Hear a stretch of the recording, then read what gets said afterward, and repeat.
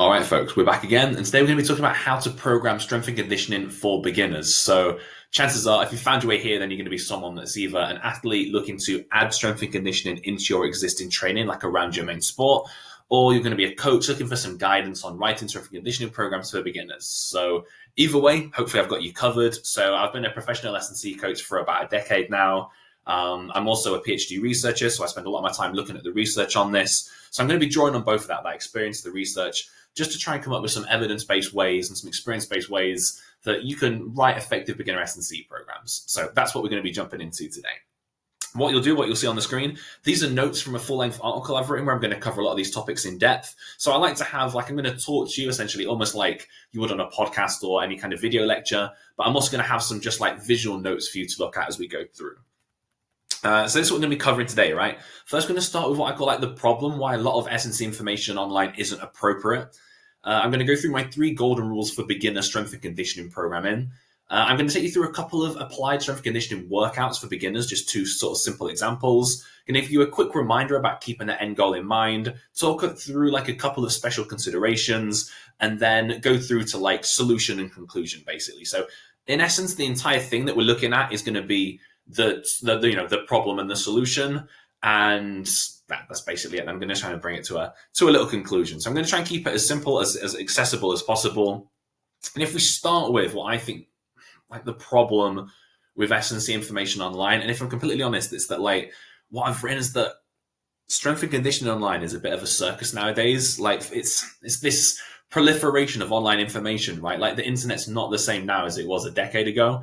Everyone's competing for your attention. And with that, it means people make bigger and bigger claims. They look for more and more elaborate things to make themselves stand out. So if you go to Google and type in strength and conditioning, a bunch of shit jumps up. People doing crazy exercises and this program and that program and this and that. And there's so many thousands upon thousands of options. It makes it incredibly difficult to know what you should actually be doing in order to improve, because you don't want to waste your time. You don't want to waste your energy. If you're already training hard for a sport and you want to integrate strength and conditioning, you don't want to fuck it up. You don't want to mess up. I'm going to get demonetized for that, I'm sure. You don't want to mess up your sport, right? You don't want to mess up your actual sport practice. You don't want to overdo it. You don't want to underdo it. You're trying to find that balance and you're not sure exactly how to approach it. So I'm going to approach the problem the way that I know how to do it. And it's not going to be shiny. It's not going to be sexy. Instead, it's going to be what I say, grounded in the fundamentals through my own coaching experience and what research says on the topic. So that's what I'm going to be doing, right? My 3 golden rules for beginner strength and conditioning. Let's give us a little scroll down. So the golden rules, right? And this is based on, I've coached a lot of athletes at this point, all levels of athletes, from complete beginner, complete novice in the gym, through to senior international competitive athletes, people that have been in the gym, hard training for over a decade. So this is just based on experience, right? The first thing is that for beginners, you just want to keep your programming simple. So how do I put this? Beginners are, in the simplest way possible, they're going to get fitter and stronger with almost anything you throw at them, provided it fits within the good, simple training parameters, the principles of training, overload, specificity, all that kind of stuff. Provided it ticks those boxes and it's a generally sensibly designed strength and conditioning program, a beginner will improve, and they're going to improve at a rapid rate. The problem is that a lot of S&C coaches, and I've seen this happen a lot, they try way too hard to try and impress people, to show how smart they are, or to justify their role in a club by overcomplicating the training that they give to beginners. So not only is this unnecessary, but it actually can end up reducing your progress, right? Because let's say a simple beginner program can have you progressing every session or every week. You don't need a long, complicated 12-week periodized program. There's no benefit to doing that. You just need to follow a simple program that allows for regular progression. Number 2 is make workouts moderately challenging. So the Goldilocks rule applies here, right? Beginner S&C workouts need to be challenging enough to cause positive adaptation, but not so challenging that they become unsustainable and demotivating. A good rule of thumb is something like 7 out of 10 difficulty. RPE, rate of perceived exertion, just rating how difficult something is out of 10. It's simple, it's research backed. Most people can do it fairly, accurately. 7 out of 10. It should be the difficulty for your sessions, for your week as a whole. That's kind of what we're looking at. 2 big mistakes I see: making workouts too easy, which leads to slow or no progress, or making the workouts too hard, which leads to demotivation, burnout, and injury. So you got to get it just in that kind of like comfortable middle ground, the Goldilocks effect, if you will, right? It's not too warm, it's not too cold, it's not too hot. It's like kind of just right. You get the idea? And then we want to make sure that regular progression is easy. So if progressive overload is one of the principles at the heart of effective strength and conditioning, then you want to make sure that beginner training allows for regular progressive overload and that progression is easy. You don't need complex structures and lots of change in set schemes and rep schemes and intensities. You don't need to be waving stuff up and down in a complex way that you would with more advanced athletes in the gym. You need a simple linear progression style structure, right? That just allows someone to come in and just train harder over time. And a really example for that with strength might be in week 1, you come in and you do 3x5 at 30 kilos. And in week 2, that moves up to 3x5 at 32.5 kilos. It's just a small percentage increase in the weight on the bar. If for a conditioning example, that literally might be you do 20 minutes of intervals, you record the distance, and then on week 2, you do the same 20 minutes of intervals and you just aim to achieve slightly more distance in the session. And literally, guys, that is it, right? Keep it simple, ensure that regular progression is easy, ensure that sessions are moderately challenging. That's it. They're your 3 golden rules, right? And it's not incredibly sexy. It's not fancy exercises. Not do X, Y, and Z. This is beginner strength and conditioning. This is the stuff that will actually work. So when I put that into a couple of applied examples for you down here, the first workout I'm going to give as an applied example. Sorry, I get ads on my pages just because I run them like ads on them as well. Let me scroll down. Here we go. So an example like a beginner strength session might just be 4 exercises. And so like a full body session, barbell back squat, barbell bench press, assisted pull-ups, seated or lying hamstring curls. You have, for the most part, you've got big compound exercises. The most isolated exercise there you have is seated hamstring curls, which will still get a bit of glute work in there as well, to be fair. But they're bigger, simpler exercises. You're doing sets of 5 to 10 reps with the hammy curls, 8 to 12 I put for a bit of variation. Sets, 3 reps in reserve, RP 7 out of 10, they're about equivalent, a moderate kind of weight. That's your strength session. It's not a big strength session. This is something that you can get in and get done in 45 minutes. If you're in a rush, you could probably get it done in 30, right? That's an example of a strength workout for beginners. You want to look at like a conditioning workout for a beginner?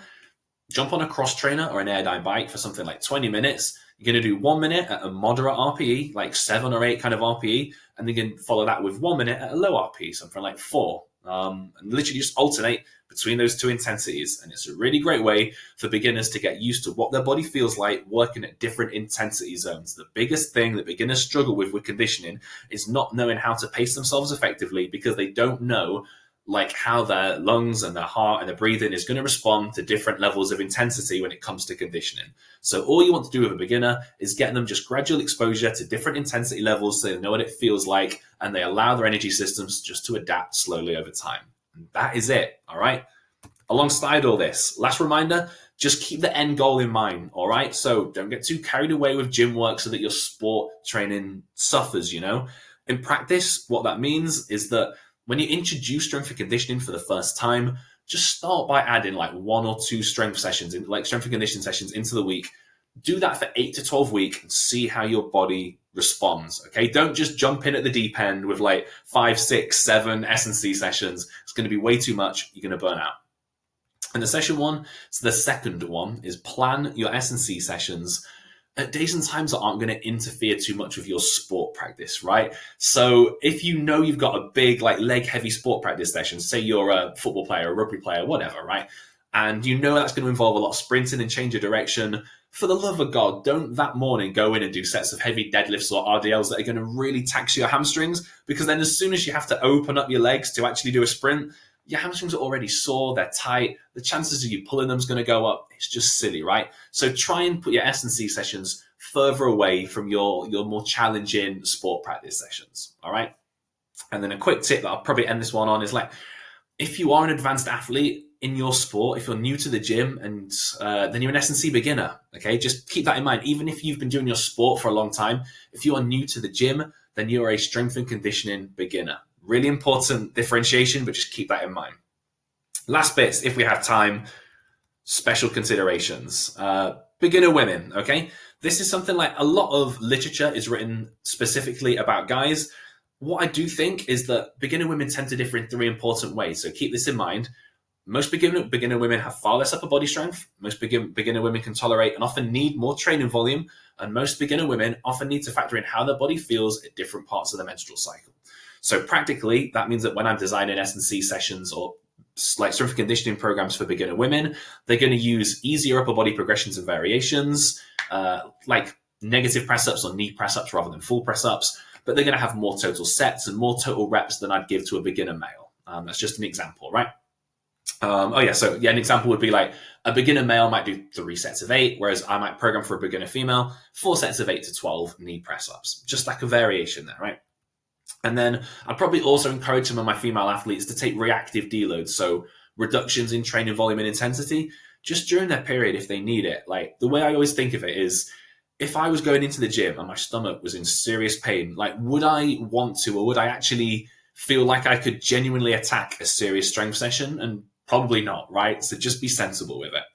And then the last one is, if you're just programming for beginners at home, like S&C at home, so someone maybe they can't get to the gym for whatever reason, or they don't want to go to the gym, the main question you're going to ask is just what equipment do they have access to, and you're going to plan around that. If they've got a home gym, great, all the same principles above apply.